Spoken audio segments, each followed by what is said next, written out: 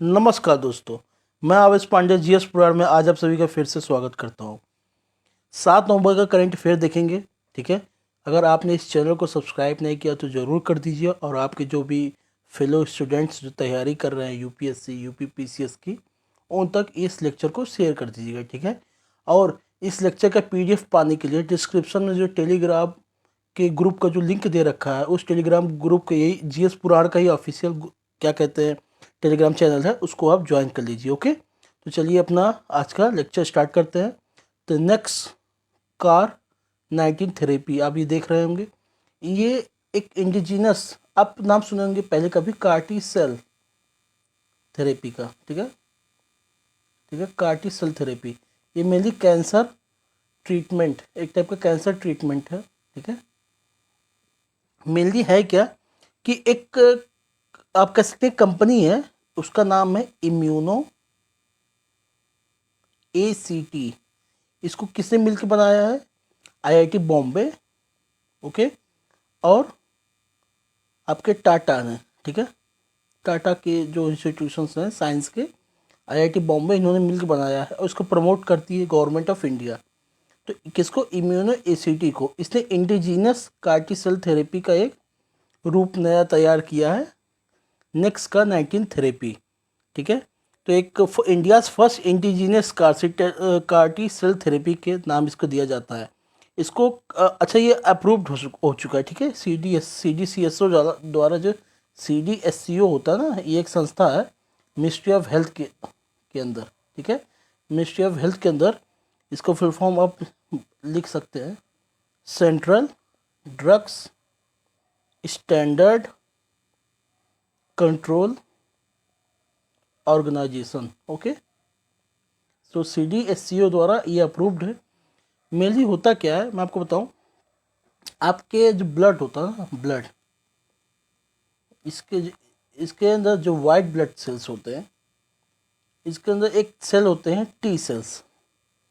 ये fighting sales होते हैं, ये फाइटर का काम करते हैं। जो बाहर के इन्वेसिव सेल्स होते हैं आते हैं, या फिर कुछ ऐसे सेल्स जो डिस्टर्बिंग सेल होते हैं, उनके लिए आपकी मेनली ये इम्यूनिटी का काम करता है। आपकी जो इम्यूनिटी होती है ना बॉडी की, इन्हीं की वजह से होती है, T सेल्स की वजह से। तो कभी कभी क्या होता है, ये T सेल्स इतने प्रभावी नहीं हो पाते हैं आपके बॉडी में, जो कि आपके जो कैंसर कॉजिंग सेल्स होते हैं, जो, ठीक है, जो कैंसर कॉजिंग सेल्स होते हैं, इनसे ये लड़ सके। ठीक है, तो हो नहीं पाता है। तो मेनली क्या करते हैं अब, जो साइंस क्या करती है, मतलब कि जो साइंटिस्ट क्या करते हैं, आपके बॉडी से T सेल्स निकालते हैं। ठीक है, ले जाते हैं लैब में, लैब में इस T सेल को रखते हैं, इसे में एक प्रोटीन छोड़ते हैं जिसका नाम है कार प्रोटीन। ठीक है, कार प्रोटीन, इसको उसमें क्या कहते हैं, ऐड कर देते हैं। ओके, तो जो ये कार प्रोटीन होता है, एक प्रकार का एक वो है ये, हाँ वही प्रोटीन है जो कि आपके T सेल में ऐड हो जाता है। बाद में इसको मल्टीप्लाई हो, इस T सेल को कई लाखों करोड़ T सेल्स में इसको मल्टीप्लाई करके बना दिया जाता है। फिर बाद में ये आपके बॉडी में इन्फ्यूज़ कर दिया जाता है। ठीक है, आपकी बॉडी में दोबारा इसको ब्लड में इन्फ्यूज़ कर दिया जाता है। लेकिन अब ये T सेल बाकायदा फाइटर बन चुका है। ओके, अब क्या करेगा, आपके कैंसर जो कॉजिंग सेल्स हैं उनको मारेगा। ठीक है, तो ये उनसे लड़ने में काफ़ी प्रभावी हो जाता है क्या, आपका T सेल। ओके, तो यही है मेनली जो कार्टी सेल थेरेपी का जो मेन जो कॉन्सेप्ट है, यही है। कार प्रोटीन का फुल फॉर्म आप देख सकते हैं, ये लिखा हुआ है। ठीक है, सेमेरिक एंटीजन रिसेप्टर। ठीक है, ये कार, जब ये कार को T सेल में ऐड कर दिया जाता है तो कार T सेल बन जाता है। ओके, फिर ये आपके बॉडी में इन्फ्यूज कर दिया जाता है आपके ब्लड में, फिर कैंसर से ये लड़ने में प्रभावी होता है। इसी को कहते हैं कार्टी सेल। और ये पूरा काम जो होता है इसी थेरेपी के रूप में होता है, इससे कार्टी सेल थेरेपी इसका नाम है। बस इसमें यही इम्पोर्टेंट है। ओके, आइए नेक्स्ट देखते हैं, मॉडल कोड ऑफ कंडक्ट। जी हाँ, आपको पता है कि बिहार में इलेक्शन चल रहा है, सॉरी हाँ, बिहार में इलेक्शन चल रहा है इस समय। ओके, तो MCC model code of conduct का वायलेशन देखा जा रहा है और लोग इसके बारे में बात कर रहे हैं कि मॉडल कोड ऑफ कंडक्ट बहुत प्रभावी है कि नहीं है। तो मेनली है क्या ये, मैं इसके बारे में बता देता हूँ। कोड ऑफ कंडक्ट क्या होती है? कोड ऑफ कंडक्ट क्या है? कोड क्या है कि किसी भी कानून को बात लो, मतलब कोडिंग कर दो उसका, एक जगह लिख दो क्या आपको ये करना, आपको ये करना, आपको ये करना, कोडिंग कर दो उसकी, कोड ऑफ किसका? कंडक्ट का। ठीक है, इतना तो आप नॉर्मली समझ ही रहे हैं कि आपको ये करना, कंडक्ट मतलब जो आपको करना, कैसे करना, इस नियम के हिसाब से। ठीक है, तो इसको कोड ऑफ कंडक्ट। तो ये मॉडल है, मतलब जो कोड ऑफ कंडक्ट है ना CC, ये मॉडल है, मतलब ये बाइंडिंग नेचर नहीं है। ये समझ गए? इसके पीछे जो इलेक्शन कमीशन का जो मॉडल, इलेक्शन भारत में जो इलेक्शन का मॉडल कोड ऑफ कंडक्ट है ना, ये लीगल बैकिंग नहीं है इसके पीछे। सॉरी, इसके पीछे लीगल बैकिंग नहीं है। ठीक है, इसका इवोल्यूशन मैं आपको बता दूं। इवोल्यूशन सबसे पहले अगर आप देखा गया है भारत में, पहला मॉडल कोड ऑफ कंडक्ट 1960 में देखा गया था, केरला असेंबली के इलेक्शन में। ओके, केरला के इलेक्शन में देखा गया था, केरला असेंबली के इलेक्शन में देखा गया था। बाद में 1962 में नेशनल एडॉप्शन होता है इसका, मतलब पूरा नेशनली इसको अडॉप्ट किया जाता है। ठीक है, धीरे धीरे ये इंस्टीट्यूशनलाइज होता है, मतलब इसको नए इलेक्शन कमीशन अपने मैनिफेस्टो में, इलेक्शन कमीशन अपने नोटिफिकेशन में निकालने लगता है और लोगों को कहता है कि इसको आप फॉलो कीजिए। यही है मॉडल कोड ऑफ कंडक्ट। इसको लेकर बहुत से शिकायतें हैं कि ये लीगल बैकिंग नहीं है, अगर कोई पार्टी इसका वायलेशन करती है, ठीक है, तो इसका क्या, इसके तहत क्या आप सज़ा दे पाते हो? नहीं, मॉडल कोड ऑफ कंडक्ट के तहत सज़ा नहीं देते हो आप। ओके, तो ये है मॉडल कोड ऑफ कंडक्ट जो बताना था। इसमें मेनली अब इलेक्शन कमीशन के बारे में आपको बता दूं, क्योंकि यहाँ पे है इलेक्शन कमीशन ऑफ इंडिया के बारे में 324 से 329 तक दे रखा है। ठीक है, 324 में कहा गया कि एक इलेक्शन कमीशन ऑफ इंडिया होगा जो कि भारत में इलेक्शन कंडक्ट कराएगा और उसी को सुप्रिटेंडेंट, मतलब कि देखेगा सब कुछ सही से कि भारत में जो भी इलेक्शन हो रहे हैं ठीक से हो रहे हैं कि नहीं है, सब कुछ। Overall election commission of India एक संवैधानिक संस्था है। ठीक है, संवैधानिक संस्था है। तो मेरे बोलने में थोड़ी आवाज़ आपको अजीब लग सकती है, एनोइंग आवाज़ लग सकती है, सॉरी उसके लिए, क्योंकि थोड़ी तबीयत नहीं सही है और ये आवाज़ मेरी जो है काफ़ी मतलब कि खांसी आ जा रहा है, आप देख ही रहे होंगे, तो इसके लिए माफ़ी चाहूँगा। ऑपरेशन वाइट कॉर्ड्रॉन, ये क्या है? वाइट कॉर्ड्रॉन क्या होता है? एक बड़ा सा पतीला होता है ना वाइट कलर का, जिसमें खाना बनाते हैं, शादी ब्याह में आप देखते होंगे, उसी को कहते हैं। तो ये ऑपरेशन वाइट कॉर्ड्रॉन चलाया गया था भारत में, इसलिए क्योंकि एक ड्रग्स मैन्युफैक्चर होते हैं, ठीक है, कुछ ऐसे ऐसे संस्थाएं, ऐसे देखा गया कि कुछ जगह पे, कहाँ पे, गुजरात में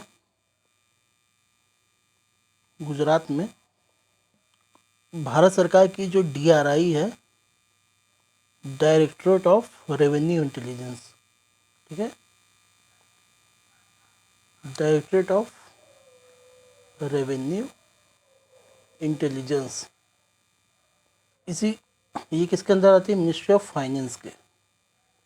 इन्होंने ड्रग्स खोजा है, एक कहते हैं ना, एक क्लैंडस्टाइन फैक्ट्री जो होती है, मतलब ऐसी फैक्ट्री बन रही है जिसका कोई कानूनी रूप से कुछ उसका नाम नहीं है। ठीक है, कुछ पता नहीं है, उसी क्लैंडस्टाइन फैक्ट्री कहते हैं।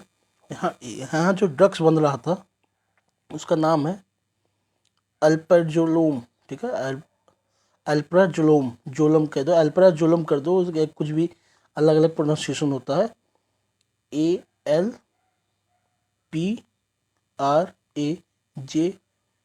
सॉरी, यही क्या है? ये एक प्रकार का ड्रग्स है। इसी को जो डायरेक्टरेट ऑफ रेवेन्यू इंटेलिजेंस है, इसको खोज निकाला। ओके, तो ये मेनली, और कितने का है पता है, इसकी जो वर्थ है, कितने वर्थ की, 22 करोड़, 22 करोड़ के वर्थ की इन्होंने खोजा। ठीक है। ED as a model agency, मैं आपको एक बात बताता हूँ, फाइनेंशियल एक्शन टास्क फोर्स, ये इंटरनेशनल एजेंसी है। ये जितने भी मनी लॉन्ड्रिंग के केस होते हैं ना, हवाला मनी लॉन्ड्रिंग के केस, ये इंटरनेशनली इसको चेक करती है कि क्या कोई देश जो इसका फुल फॉर्म क्या है, financial action task force. Okay, 1999 में बना था। इसका ये मैंडेट क्या है कि ये किसी भी देश को चेक करती है कि क्या ये टेरर फाइनेंसिंग को रोकने का काम करती है कि क्या टेरर फाइनेंसिंग तो नहीं हो रहा है। ठीक है, उसी को रोकती है।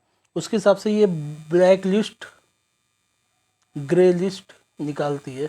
आपको पता है, जो ब्लैक लिस्ट अगर कर दी, ब्लैक लिस्ट जो नेशंस होते हैं ना, वहाँ पे कोई इन्वेस्टमेंट नहीं आता है, वो काफ़ी दिक्कतें होती हैं। और जो ग्रे लिस्ट में आपको पता है, कुछ पाकिस्तान कुछ दिन था, पाकिस्तान से कहा गया कि ये पॉइंट आप मान लीजिए, तो कुछ 40-50 पॉइंट थे, उन्होंने थोड़े थोड़े करके माने। तो आपको पाकिस्तान को पता ही है कि वहाँ की जेलों में सभी से आतंकवादी एकदम 5 स्टार होटलों की तरह रहते हैं। क्या 5 स्टार होटल तो वहाँ पे ज़्यादा होंगे भी नहीं, लेकिन आरामदायक रहता है। ठीक है। तो फाइनेंशियल एक्शन टास्क फोर्स ने इस बार अपना एक गाइडलाइन निकाला था। ठीक है, लगभग 340 पेज का, और उसमें कई चीज़ें बताया। तो भारत की जो ईडी है ना, इसकी बहुत तारीफ की गई, फाइनेंशियल एक्शन टास्क फोर्स की, और इसको एज ए मॉडल एजेंसी बताया। इसके काम करने के तरीके को बोला कि ED one of the best agency है। आप इसके जो काम करने के तरीके हैं, आप उसको अडॉप्ट कर सकते हैं। इंटरनेशनल नेशन जितने भी हर दुनिया के बाकी जो संस्थाएं, इंस्टीट्यूट हैं, ईडी जैसे हर देश के अपने अपने होते हैं ना, उनको एक तरीके से मॉडल एजेंसी के रूप में बताया है ईडी को, उन लोगों को किसने, फाइनेंशियल एक्शन टास्क फोर्स ने। सॉरी, कुछ एग्जाम्पल साइट किया उन्होंने, बताया, जिससे रोज वैली केस था। रोज वैली केस क्या आपको पता है, 2013-14 में जो पूंजी स्कीम नहीं होती, चिट फंड वाला पूंजी स्कीम, कि आप पैसा लगाओ 21 दिन में पैसे डबल, नहीं कहते हैं कि आप पैसा लगाओ उसके बाद फिर आपको इतने दिन में इतना पैसा लौटा देंगे। तो रोज वैली एक कंपनी थी जो कि पैसा इकट्ठा करती थी, मनी पूलिंग का काम करती थी, लेकिन पैसे लेके भाग गई थी। 17,000 करोड़ का पैसा, इतना कई लाखों इन्वेस्टर का पैसा लगाई थी, 17,000 करोड़। ओके, तो ये ED as a model agency के रूप में फाइनेंशियल एक्शन टास्क फोर्स ने इसको रिकॉग्नाइज किया। सर्वे वेसल इच्छक, सर्वे वेसल आपको जानता है, भारत में सर्वे करने के लिए कई वेसल्स हैं, ये तीसरा है अपने में। इसके पहले 2 वेसल्स आ चुके हैं, पहला संधायक, दूसरा निर्देशक।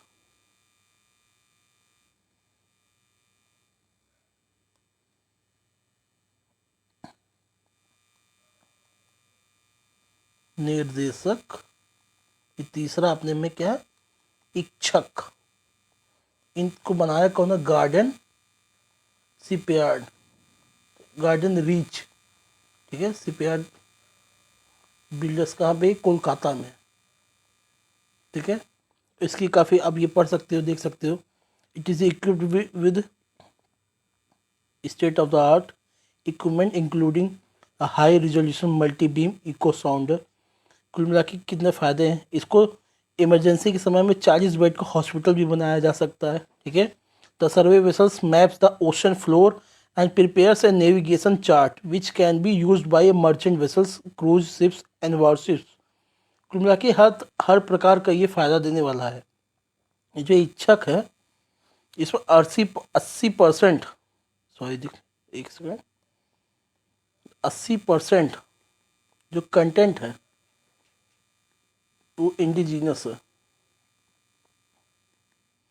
ठीक है, बस इसमें यही बताना था, ये याद कर लीजिएगा। संधायक पहला था, दूसरा निर्देशक था, तीसरा इच्छक। एक्सरसाइज पूर्वी प्रचंड, ये आपको पता है कि भारत की ईस्टर्न कमांड, ये ट्राई सर्विसेज एक्सरसाइज है, ट्राई सर्विसेज एक्सरसाइज है। कौन आते हैं? आर्मी, नेवी और एयरफोर्स। ओके, तो ट्राई सर्विसेज एक्सरसाइज पूर्वी प्रचंड आपके ईस्टर्न इलाके में। आपको पता होना चाहिए कि जो आपका पश्चिम बंगाल का इलाका है और इसी में सिलगुड़ी कॉरिडोर है, जिसको इंडिया का चिकन स्नैक कहा जाता है। एक तरीके से पोस्चरिंग होती है। कैसी? कि बांग्लादेश को और चाइना को बताने का कि इमरजेंसी की सिचुएशन में कैसे तीनों सेनाएं आपस में काम कर सकती हैं, इंटर ऑपरेबिलिटी बढ़ाने के लिए। ठीक है, बढ़ाने के लिए ये एक्सरसाइजेज होती हैं। कहाँ पे? लाइन ऑफ एक्चुअल कंट्रोल के पास में, मतलब चाइना से सटे हुए बॉर्डर के इलाकों में। इंडियन आर्मी का भैरव बटालियन, अश्नी प्लाटून और दिव्यास्त्र आर्टिलरी। तो भैरव बटालियन है, अश्नी प्लाटून है, दिव्यास्त्र आर्टिलरी है, इसने हिस्सा लिया। ओके, इसके पहले भी कई एक्सरसाइजेस हो चुकी हैं। किस किस नाम से? भाला प्रहार, भाला प्रहार हुआ था 2023 में। पूर्वी प्रहार हुआ था 2024 में। ओके, तो ऐसे कई एक्सरसाइजेस पास्ट में भारत सरकार ने कंडक्ट करा दिया है। तो बहुत छोटा आज लेक्चर था कि तबीयत नहीं सही थी, और जो मैं सोच सका जो बहुत इंपॉर्टेंट चीज़ें मैं आपको बता दूं। बहुत बहुत माफ़ी चाहूँगा अगर मेरी आवाज़ उस लायक नहीं आप तक पहुंच रही है। ओके, तो बहुत बहुत धन्यवाद आपका। आपका दिन शुभ हो, मंगलमय हो। जय हिंद, जय भारत, वंदे मातरम।